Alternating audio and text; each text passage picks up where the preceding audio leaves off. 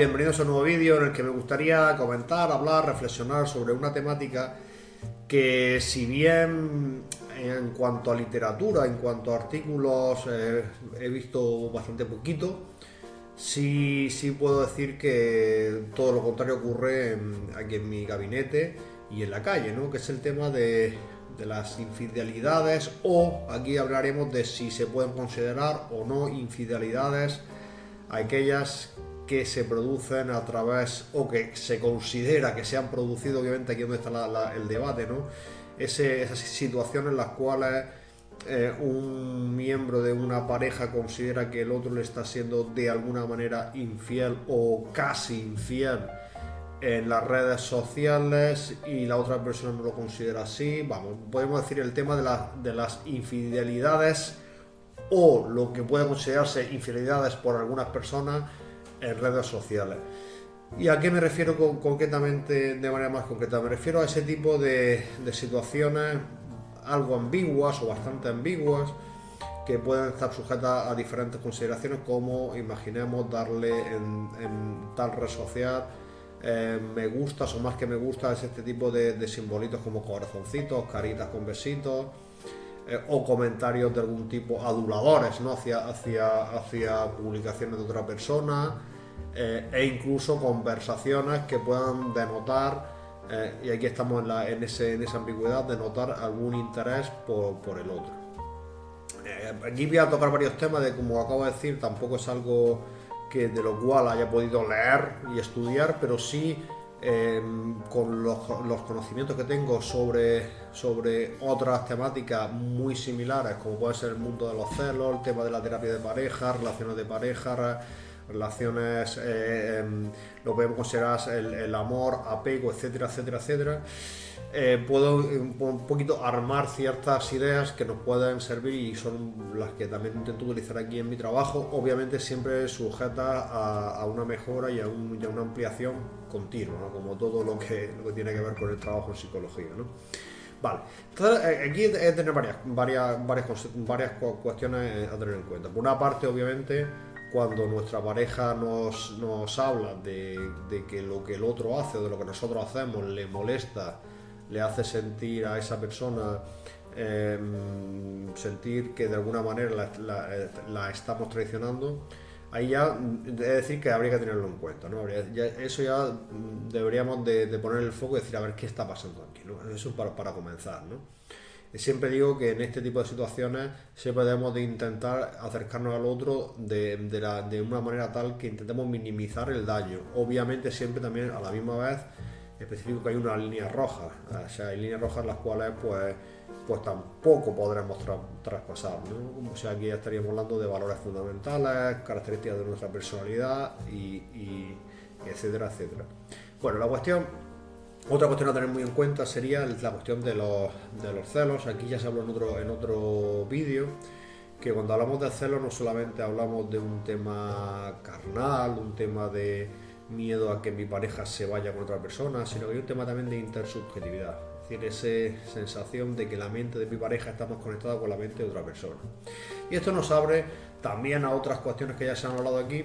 al tema de la parte objeto y la parte sujeto, vamos a llamarlo así. Es decir, cuando hablamos de este tipo de celos que acabo, la diferenciación en este tipo de celos que acabo de decir, entre el miedo a que nuestra pareja desee a otra persona, por así decirlo de alguna manera, o que conecte mentalmente con la otra persona, ahora ya estaremos hablando de dos realidades diferentes, ¿no? Una parte de lo que podemos considerar como objetos o como sujetos, es decir, las personas, cuando nos relacionamos con otras y hay cierta atracción, puede haber una atracción más de ese tipo como objeto, es decir, que esa persona nos resulte atractiva como un objeto de deseo simplemente, y también igual nosotros a ella, o también como sujetos, es decir, que yo de alguna manera me atraiga y conecte con la mente de esa persona y esa persona con mi mente. Con las redes sociales podemos hablar de algo bastante similar, es decir, si observamos que nuestra pareja tiene una interacción con otra persona la cual a nivel mental consideramos o nuestra mente puede llegar a sentir que su mente está más con esa persona, sus conversaciones son más profundas, más intensas, hay más complicidad que con nosotros, su disfruten más con esa persona, y puede aparecer, claro que pueden aparecer celos. Eso hablaremos de esos celos más de tipo intersubjetivo. Y también podríamos hablar del tema objeto, es decir, si una persona hace o pone ciertas publicaciones con un contenido que podríamos, volviendo a esta forma a esta nomenclatura, ¿no? Hablaríamos de objetal, es decir, personas con imágenes muy sexualizadas, las cuales se muestre esa persona más como un objeto de deseo, y nuestra pareja interactúa, por ejemplo, como he dicho antes, con estos simbolitos famosos, ¿no? de la mano con lo típico like que se dice hoy día, o corazoncitos. Claro, conforme esos símbolos tienen una gradación, es decir, obviamente, pues una mano es me gusta, un corazón es me encanta, hay otro tipo de símbolos que denotan otras cosas, depende de la red social. Obviamente, si nuestra pareja marca esos símbolos en la publicación de otra persona, es bastante común que lo que nos llega a nosotros es que esa persona desea como objeto a la otra. Con lo cual, si pueden aparecer este tipo de celos y por de alguna manera sentirnos traicionados, es decir, la persona que supuestamente me desea a mí más por encima de las demás, aunque haya deseo por otras, deriva su deseo hacia otra. Por lo tanto, es bastante normal o lógico pensar en que se puedan dar celos y por tanto sentirlo como cierto nivel de traición. Aquí también podemos hablar de gradaciones, ¿no? Es decir, de menos a más o de más a menos. Concluyendo o resumiendo, podemos decir por lo tanto que en las redes sociales, cuando interaccionamos con publicaciones de otras personas cuyo contenido es más objetal, pues es más posible que aparezca ese tipo de celos y de sentimiento de traición a ese nivel, y ser más a un nivel más profundo, íntimo, de conversaciones más valga la redundancia, íntimas, pues obviamente los celos del otro tipo irán apareciendo más y la traición por ahí también puede ser sentida. He dejado a un lado obviamente ese tipo de situaciones en las cuales hay ya no solamente algo más ambiguo, sino obviamente que puede haber conversaciones en las cuales hay quedadas o un intercambio de fotografías con contenido sexual, que obviamente lo dejo a un lado porque ahí sí sería mucho más claro, lo podemos considerar como celos, infidelidad, o ahí sería mucho más fácil interpretarlo como infidelidad, puesto que si hay un desahogo concreto, es decir, cuando hablamos de personas que quieran quedar, se supone que es la previa a un intercambio sexual en el cual haya un final, un intercambio, y si obviamente eso ha sido fuera de un pacto de relación abierta, pues estamos hablando obviamente de una traición. Como en estas otras situaciones ambiguas, como he comentado ahora, hace un ratito, obviamente es más difícil discernir dónde está el límite, dónde no está el límite, pero sí, y es donde quiero dirigir la conversación, sí se puede, psicológicamente se podría explicar de una manera, usando esta lógica, que esas situaciones que aparentemente para algunas personas son inofensivas, son inocuas, pues pueden ser sentidas por la otra persona como traición o casi traición. Por último, sí quiero puntualizar que obviamente tiene mucho que ver con la intención, muchas veces implícita, es decir, obviamente muchísimas de las personas que ponen publicaciones en redes sociales de una forma explícita no están pidiendo ser deseados o deseadas esas personas, pero de forma implícita sí. Es decir, podemos hablar, voy a poner ejemplos, o sea, uno pone una publicación en la cual lo que pone es un texto bonito, un poema, obviamente esa persona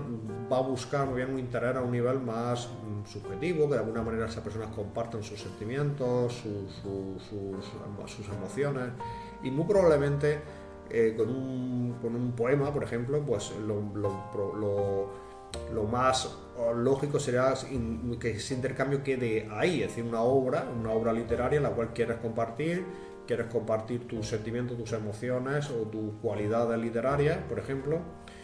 y la idea sería un poco que la persona disfrute de eso, de esa obra que tú has dejado ahí y que le sirva a esa persona pues para crecer, para desarrollarse, y de alguna manera eso también hace que tu parte de autoestima, tu valía personal crezca, puesto que has sido capaz de producir algo que ha dado satisfacción a otras personas. Cuando hablamos de otro tipo, he puesto este ejemplo, cuando hablamos de una imagen o de una publicación en la cual lo que se muestra de forma clara es un cuerpo sexualizado, es decir, remarcando ciertos atributos sexuales y con posturas que lo hacen mucho más